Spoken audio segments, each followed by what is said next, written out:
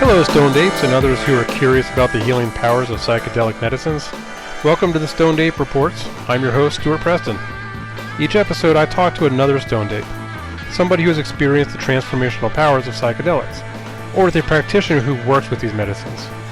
In this episode, I had the pleasure of speaking with David Grillot, the creator of the Thank You Plant Medicine movement.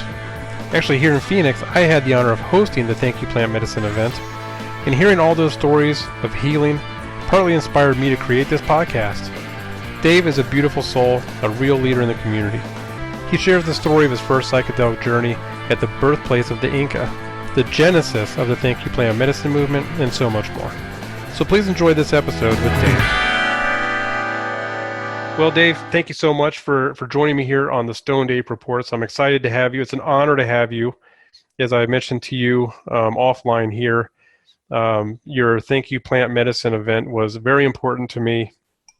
I was lucky enough to be involved with the event here in the Phoenix area. So first of all, thank you for doing that. I think it had a huge impact with so many people across the globe, and I'm honored to have you here today.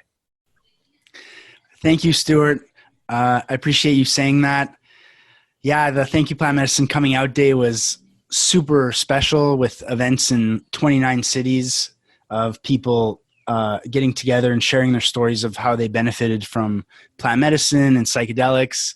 And it was just such a beautiful project to lead. It started as a little idea in my heart, and with actually with the influence of some ayahuasca experiences, I basically found the courage inside myself to follow through with the idea and really work hard on it and bring it to fruition and get lots of people involved. And now it's a thriving organization. So I'm super proud of what we accomplished, and I'm glad it was positive for you too. Yeah, it was wonderful, amazing. I'm really, really grateful for that. Great job with that. It just seemed like an organization that had been up and running for a decade. It just seems so smooth and professional. So great with that. And speaking of, Thank You Plant Medicine, why don't we start off and maybe you could share, your origin story with what brought you to, the plant medicines and eventually what got you to that organization, but, essentially what brought you as a person, Dave, to the plant medicines. Sure. Well, I had some like extraordinary experiences like 10 or 15 years ago. One when I was backpacking throughout South America and in Bolivia, and we were in the town of La Paz, and a crazy guy in our hostel told us that he had done a visit inside of a prison, and he had the number of one of the inmates, and the guy was willing to sell us some San Pedro cactus, which is this. For those who don't know, it's a hallucinogenic cactus that's been used for ceremonial, rites, for thousands of years, especially in the Andes. Mm-hmm. And so along with my friend Alan, we were like, all right, well, let's try to get some, and maybe we can do some on the island of the sun, which is the most holy site for the Incans. And it's so anyways, it's actually a really long story. I could talk for an hour about it, but we ended up meeting this young lady who was a contact of the guy in the prison. She gave us some of this cactus, and then we went by boat and bus to this island of the sun on Lake Titicaca, and the island is like these little mountains with these ancient Incan ruins and some giant slabs of stone where they used to sacrifice virgins. And there's actually a labyrinth on the island. And it's an island that's like maybe like 3 miles long or something. So on a remote corner of the island, on like this little mountaintop, or with like a 360-degree view on Lake Titicaca, which is one of the most spectacular lakes in the world, we ingested this cactus, and it was a totally mind-blowing experience for me. And I laughed and I cried and I examined stones for hours and made a little fire and saw, ancestral visions in the water and played my guitar. And so it was a real mind blowing event. Yeah. And I think, I didn't really make much sense of it, right? I think I was 19 at the time, and it's just completely mind blowing. And what it taught me was like, there's just so much more than you even can imagine, and I think there's a kind of like mystical feeling that you get of like, wow, these medicines just have like very deep, ancient, mystical wisdom available, in them. And it's just a mysterious thing. And then a couple of years later in Oaxaca, Mexico, I did like an epic trip around Mexico in a Volkswagen with this same friend. And we ended up, in the mountains of Oaxaca in this little town, which since then has become quite famous, San Jose del Pacifico, which is a town where like the indigenous people will sell you these mushrooms that they find in the rock slides, and they sell them in families of 7, which is how they grow. And you fast, and then you eat the family of 7 mushrooms. And to this day, it's by far the strongest psychedelic trip I've ever had. Wow, really? Literally going into like Lord of the Rings landscapes and completely losing a grip on reality, and just downloading languages, and just like at one point I thought my friend was a plant, and I started to water him. Like it was completely mind blowing.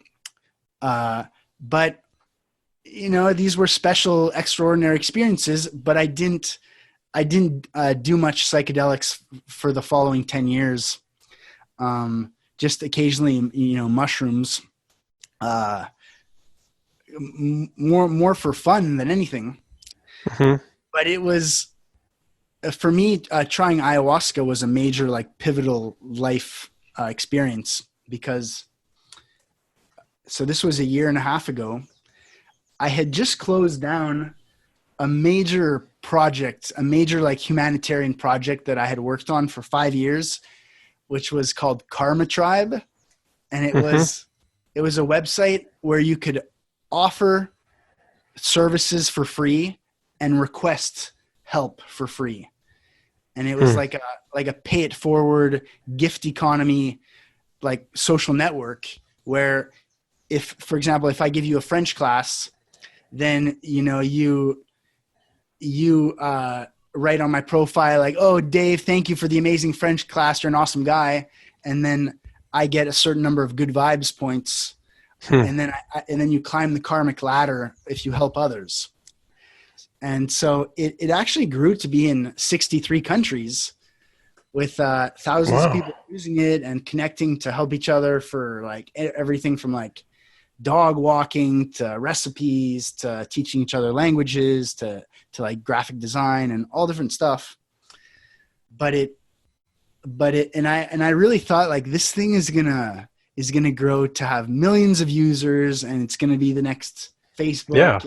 Because everyone has different talents, everyone has different needs, and sometimes like person A is in a position to help person B, and person B is in a position to help person C. And in this kind of pass it on kind of economy, there can be much easier connection between like supply and demand, I thought. But it basically floundered. I basically went bankrupt with it. It never had a business model, and suddenly like a hacker hacked in and like started messaging everyone, and I had to suddenly like shut it down. My bank account was empty after doing it for 5 years. And so in January 2019, I closed it down, and I felt like I had amputated my arm. Like I felt so sad, and just identity crisis. Like, who am I? Like I thought that this was my gift to the world, and now it's gone. And like, what am I going to even do now? And like, so curiously, right at that time, a friend of mine told me, there's an ayahuasca ceremony coming up in 2 weeks, and I think you'll really like it. Like, why don't you come with me? And I thought, all right, whatever. I trust you. It had never really interested me up until that time, but I thought, like, okay, this is a crossroads time in my life. I might as well try this. And I had an absolutely extraordinary experience. The question that you're supposed to like go there with a question, and my question like that an I intention. asked, exactly. And so I had a question, which was, what can I do to bring more like love and compassion and collaboration to Costa Rica? And I experienced like the most utter bliss and full body orgasms, and just I felt like infinite light pouring out of myself, and I felt like a very clear message of like, don't be sad about this project that has ended. You have so much light, so much love inside of yourself. You have what it takes to be a leader. Like, don't be shy, like shine your light and go for it. And, you're going to have lots of opportunities. So it created a change in me that I doubt was perceptible from the outside, but I felt differently because I felt like I believed in myself. I felt like I had seen really the potential that I have. And I basically started to believe in myself as a leader in a whole new way.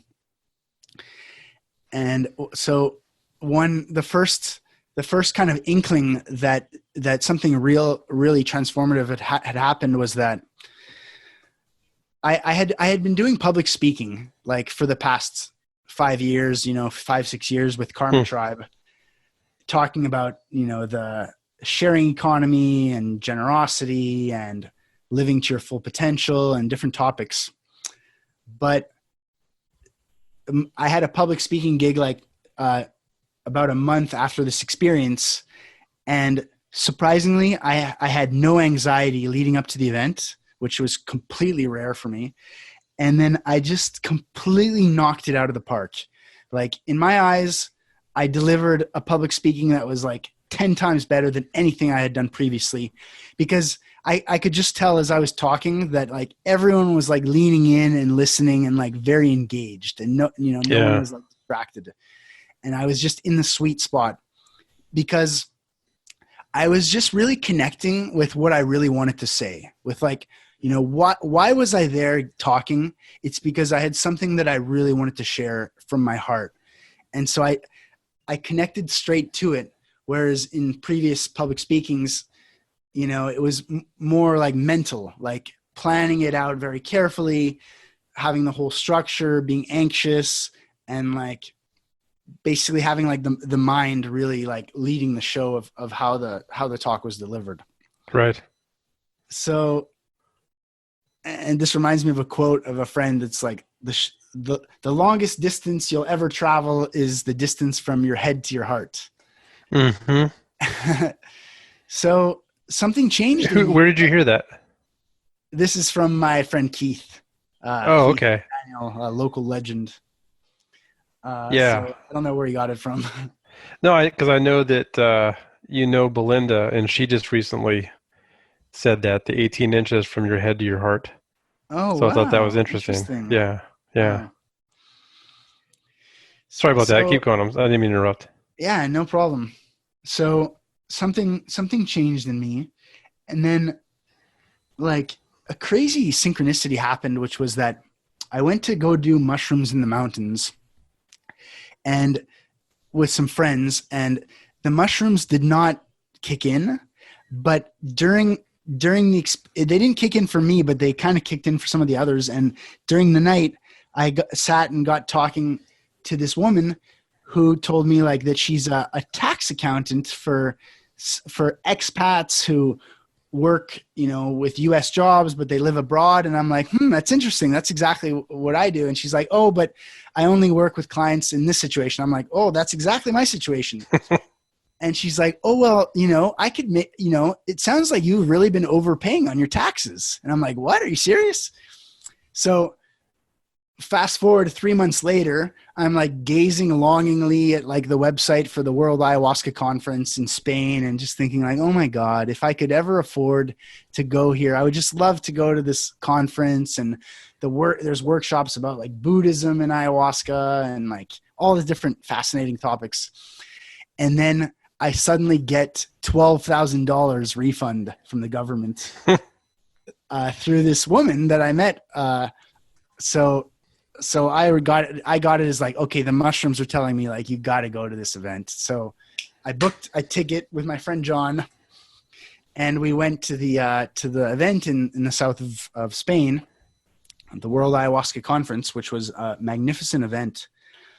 And the idea was like, let's get to know the community and let's learn and let's just see what we might be able to contribute to this amazing, global community. Because by that time because after my first experience, I started doing ayahuasca like every single opportunity. So I did it like, I don't know, I did it like 30 times in the first year, something like that.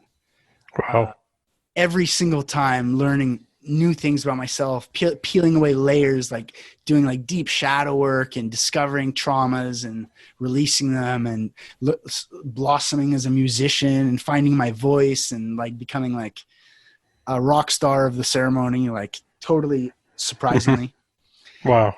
But so at this, it was an incredible week that we spent there. And like by day, like doing all these workshops with these amazing people and meeting, Dennis McKenna and these top scientists and all these different like indigenous leaders and all these different kind of like idols. I was reading an amazing ayahuasca book on my flight there called The Fellowship of the River. And then on my first day there, I meet this like little Peruvian guy, and I find out later he was the star of the book that I was reading. And I was like, wow, oh Joe Tafur's book? Yeah. And you met the character?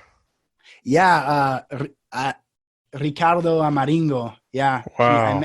He was there, and so was Joe Tafur. And that, if you've read that book, like it's such an incredible book. And wow.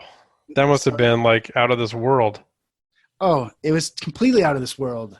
And this is something that I've just seen over and over with these medicines is like, as soon as you're about to take them or taking them or after you take them, or you're suddenly like all these synchronicities start happening in your life. And like, you're just, it's kind of like a manifestation medicine. So like by day we were doing these extraordinary activities and then eating this great food. And then at night we were like doing these different medicines, like with different people. So I was literally like getting like just 1 or 2 hours of sleep every night. And by the end of the week, I was like totally run down and like starting to get sick, like just feeling like physically exhausted, but still just like adrenaline high. And it was midway through the last day in a small room with Rick Doblin, the founder of MAPS, and Matthew, the founder of Temple of the Way of Light, which is a big ayahuasca retreat center in Peru, and then Emily from Chacruna Institute. And wow. And Rick Doblin was talking about how like in his career of trying to bring psychedelics into the mainstream and like working with the FDA and doing the MDMA trials and really trying to like get it accepted, the main barrier for him was the culture, because it's not seen well. So it's just an upward battle all the time because of the culture. And what he was saying is we should look to the gay rights movement, because they similarly, like, it was really not accepted by the mainstream culture, in the 50s and 60s, but they banded together and they got organized and they started doing marches and demonstrations and they were able to change the legislation in one state and then another and then another. And then up until today, where gay marriage is legal in many places, many countries, and accepted, I would say, in the mainstream. And so they were able to change the culture by really working together. And this idea started like being born in my mind of like, how would it look if we did a kind of coming out day where everyone who has benefited from ayahuasca or iboga or cannabis or any of these illegal medicines, if everyone on the same day on social media, like told their story of healing in like a gratitude kind of way, that I thought that this could go viral and this could really get the attention of the mainstream. And similarly to like the Me Too movement, it could put social media to use in an extremely positive way in creating like a major like cultural impact and awareness. Yeah. So I suggested, when you're sitting there with like these like amazing leaders that you look up to and you get an idea, for me, the tendency is to be like, no, I'm not going to raise my hand. I'm too shy. It's not the right time, this and that. But remember, I had this kind of new confidence in myself through the ayahuasca. So I like raised my hand and I was like, Rick, what do you think of this idea? And he said, wow, I think that's a great idea. Yeah. And everyone else was like, yeah, that's a really good idea. So I was kind of glowing. And then after that's awesome. After the talk, I went up to Emily from Chacruna, because the Chacruna Institute has an amazing organization for communication about plant medicines and psychedelics. And I told her like, would you like to like work with me on this? And she's like, yeah, for sure. Like, let's do it. So then was kind of glowing. And then we went down to the main hall for the final talk of the ayahuasca conference, which was ayahuasca and the future of society. And it was a panel of 5 people talking about what they saw as, as the future of ayahuasca and this and that. But at the end of the talk, they were like, okay, we have 10 minutes now for questions, if anyone has a question. And I kind of elbowed my friend John, and I was like, John, there wasn't much, action items, out of this talk about the future of society. Why don't we go suggest this coming out day campaign to the crowd? Like, now's a good opportunity. And he's like, yeah, dude, go for it. And I was like, I don't know if now's the right time. Like, I don't know. He's like, dude, go. I was like, all right. So I hustled down to the front, and this was an auditorium with like over 1,000 people of like shamans and, scientists and different, the different everybody. And I grabbed the mic and I said, actually, this question is for all of you. And I turned to the audience and I said, me personally, I don't share on my Facebook about how much ayahuasca has positively impacted my life, because I'm scared of what my friends and family will think of me and the judgment and everything.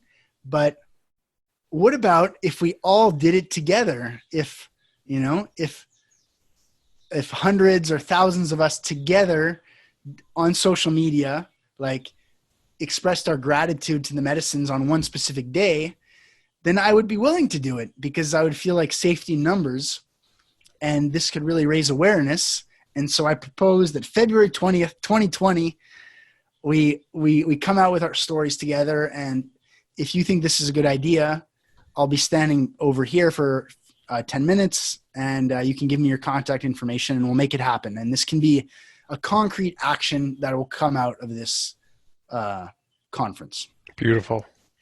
And so I got an applause, and to my surprise, people started like flowing down the auditorium, and people were like, hey bro, and like flinging me business cards from the upper balconies, and about like 40 people gave me their contact information. And so I was just like, I just felt like the idea is like super validated here. People were telling me like, I've been working with the medicine for 13 years and I haven't even told my family, and like, yeah, I'll get behind you. And I had the exact same idea. Like, let's do this. Now's the time. The time is ripe. And so then John and I got back to Costa Rica and we're like, all right, let's make a video and calling for volunteers. And I think that with 35 volunteers, and we have 8 months to do this, we'll be able to like invite all the major organizations to be a part of this.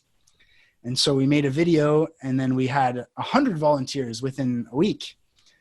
And then we started building teams and making more videos, and then we hustled for 8 months. And so yeah, that's the whole story. Wow, that's incredible. That's a great story. And obviously you touched on something that was, I mean, like a synergy between you and Rick Doblin, you know, making that connection to the coming out community for the gay community, and then you tying it all together. And boy, it just caught fire, didn't it? Yeah. Yeah. And it did, like, because everyone was invited to it. And, you know, so it's because it's about gratitude, and gratitude is a human thing that resonates with everyone. And I think the campaign, which became a movement, I think it was really, we did it in the right way. And by the way, it wasn't me and John alone. We've built a leadership team of like 15 men and women and trans people and like a whole mix of people from all different countries to decide how to do this. And what we thought is, like, if you express it with gratitude, we're not going to say like, oh, big pharma is the devil and this and that, and this is good, this is bad. No, we're just going to say thank you for this that I had. Like, this is my story. Thank you. And whether you did it with MDMA or LSD or plant medicine, you're welcome into it. There's no borders or barriers to it. And we got like so much criticism of like, why, you know, it's called Thank You Plant Medicine. Like, we don't want these synthetics to be part of this. And then other people saying like, you know, why, oh, you guys are just a bunch of like plant medicine woo-woos. Like myself, I prefer the LSD but to everyone, we were like, hey, you're welcome into this. This is for everyone. Like, yeah, that's the name we chose, but for simplicity, but like, you're welcome into it. And so at the end, everyone just joined into it. And like another frequent criticism we got is like, you're calling this a coming out movement. Like, how are you going to like appropriate this term from the gay rights movement? And how dare you make this comparison? Because it's like, it's so much more dangerous to come out as a gay person. And it's like, so we got some flack for that. But a very interesting thing about this is that John flew to New York to the Horizons conference to present this idea. And in the conference, there was a guy who was one of the leaders of the LGBT movement in the 70s and 80s. And he heard the idea, and he said, wow, this is an incredible idea, because let me tell you, in the gay rights movement, the single most impactful thing of the success of it was that in homes where a person would come out about being gay, you would go from having like one voter for gay rights to having like 10 or 15 voters for gay rights. Because by coming out, you create awareness in your local community, and people, you know, people that love you, like, usually get behind you. And then that's what really gets you enough people to make like a vote, you know, successful for like changing the law. So he's like, this is amazing what you're doing. And I totally like approve of it. And so after we heard that guy say it, we stopped worrying about that, because it's so true that the coming out is really where the magic is at. And it's a therapeutic thing. And it basically, you go from having something hidden to you're being more authentic with the people you love, and they're getting to know you better. And it's just all part of the healing for everyone. Yeah, that is beautiful. And that's, I can tell you, in our little event here in Phoenix, it felt that way. You know, we didn't have, out of 20 people, maybe we had one person that railed against big pharma, but everybody else was really focused on the gratitude. And there was this notion and this feeling of coming out. And I didn't even really put two and two together until you kind of explained the whole thing just now. Yeah, I'm so glad y'all had such a positive experience. It's great to hear about what it was like on the ground. That day was a crazy day. There were events like in Tel Aviv and Edinburgh and Medellin, Colombia, and Yeah. Paris and Toulouse and Dublin and meanwhile we were in Costa Rica doing a live stream with Joe Tafur and Paul Stamets and Belinda Ariaco and these different leaders, and so it was some real sizzling magic was created that day.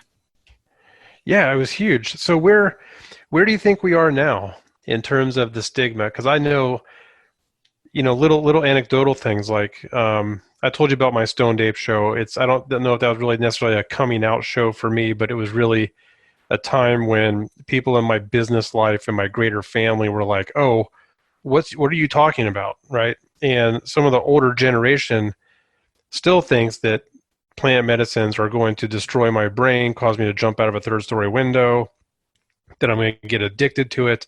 There's all these misconceptions about this, and there still is a stigma. Even though you and I are deep into this and we talk to people, and it's hard for you and I to realize that there's still this stigma.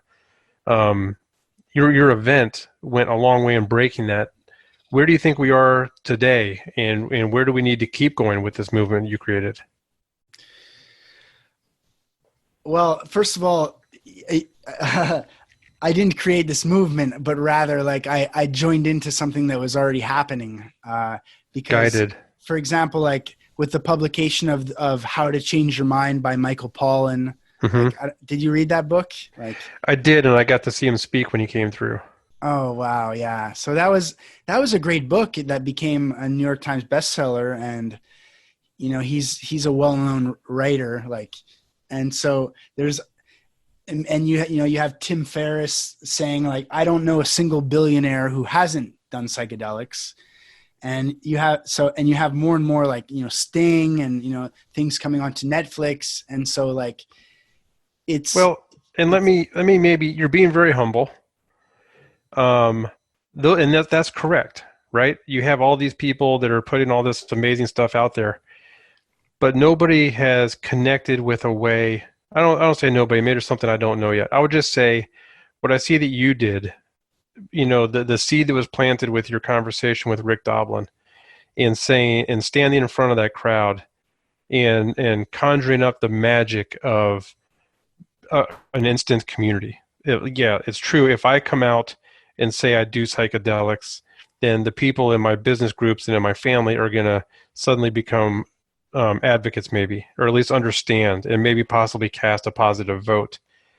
But you created this community, this movement of coming out all together, which creates strength and courage to do so, right? Because it can still be hard to come out and say, even for me, doing stand-up comedy and starting to talk about plant medicines in my comedy and then turning the whole thing into my coming out story, essentially.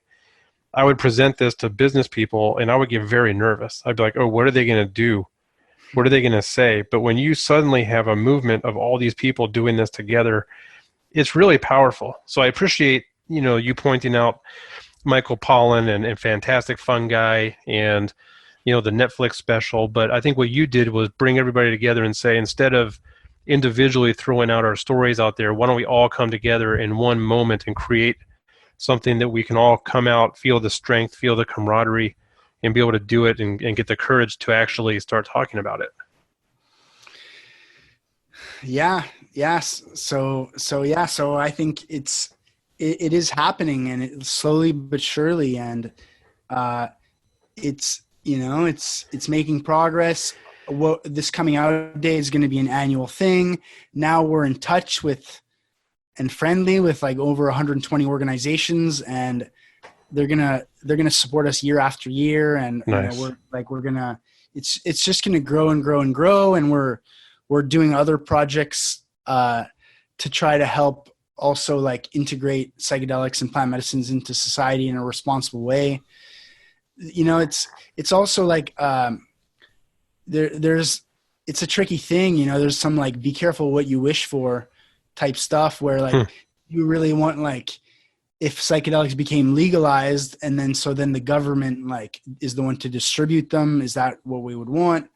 And like we want to, like, I personally would like to see like the traditional shamanic, you know, masters being celebrated and their methods being taught and spread, as opposed to like them being just exploited and cast aside, and the rainforest being cut down for ayahuasca. Yeah. And so that like people can drink it like in Ibiza and New York City, and just like a kind of perversion of the actual like right way to use it, according to tradition. So the whole thing needs to develop carefully and thoughtfully.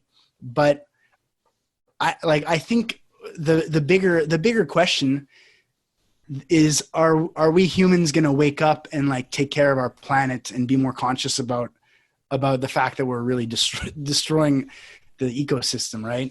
And I think that's ultimately what the psychedelics are waking us up to. And I think that this is why they're suddenly rising in popularity.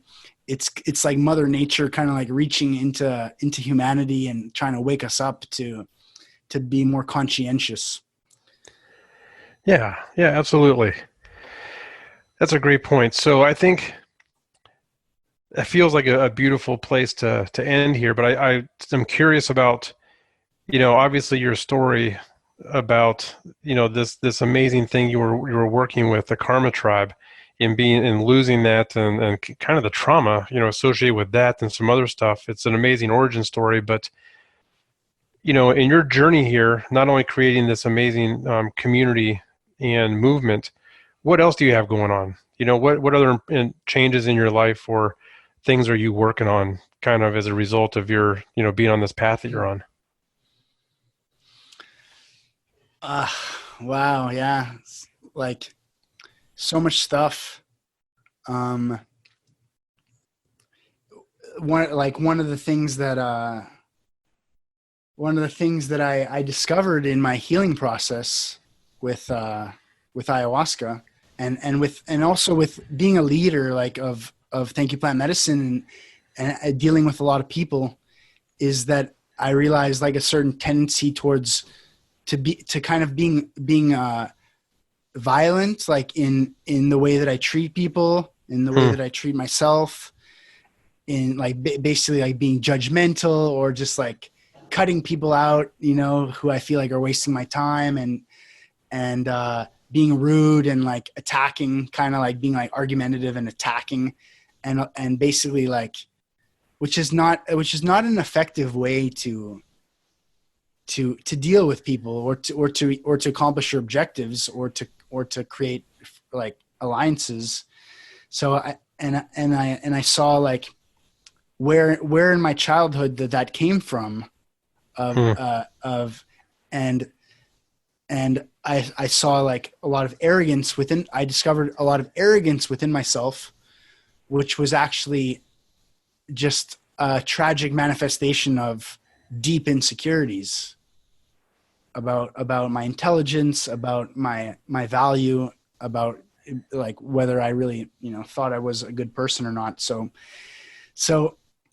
in this healing process, I've begun to study nonviolent communication, which is by this guy, Marshall Rosenberg, who is a really extraordinary man who he mediated conflicts between like, you know, like the African tribes that were at war for many years, and during the race riots, also in the U.S. and in Afghanistan and in refugee camps, and like in all the most like messed up places with the most extreme conflict, they would send Marshall Rosenberg, and he developed a methodology, which is a simple methodology which basically resolves conflicts like miraculously and creates connections between people. And I discovered this, and I started studying it, and I found like that my project started to blossom like much better, and my personal relationships started to blossom. And now I'm getting into conflict mediation, and like just able to solve problems between people like very angry at each other, and it's like magic. And so I'm becoming like a major what's the word? I'm like proselytizing this amazing methodology of An evangelist. Yeah, an evangelist. So that's one thing that I'm doing. I'm also very I'm very like eager to do like bigger humanitarian projects. And I would like to plant 1 million trees. This is an idea that just keeps coming back into my mind over and over and over. And so I think like the plant medicine and the psychedelics, the experiences don't mean anything if they don't have a positive impact in your life. And like beyond healing yourself, the next step is how are you going to make the world more beautiful for everyone around you? And so what I really care about is raising human consciousness and starting to reverse some of the damage that we've been doing to the planet, because the beautiful thing is it actually is reversible, and Mother Nature is on our side. If any area, like you leave it alone for a couple of years and all the vegetation and everything comes back. Yeah. So by planting trees, we can literally like clean out the atmosphere and regenerate ecosystems and regenerate rivers. And so I'm very optimistic for the future. And so yeah, I'm getting involved in a lot of stuff and just doing as much as I can to make a positive impact. Well, Dave, I'm so grateful that you are, because I can tell in the short conversation we've had here that anything that you focus your energy on is going to happen. So I have zero doubt that 1 million trees are going to get planted and that our consciousness is going to get raised. Thank you, Stuart. It means a lot, you saying that. So yeah, thanks for having me today. Thanks for doing your show. It's such important work, and you're a lovely man, and hope to keep in touch with you, and looking forward to listening to other episodes also. And good luck with the stand-up comedy. And yeah, that's another way to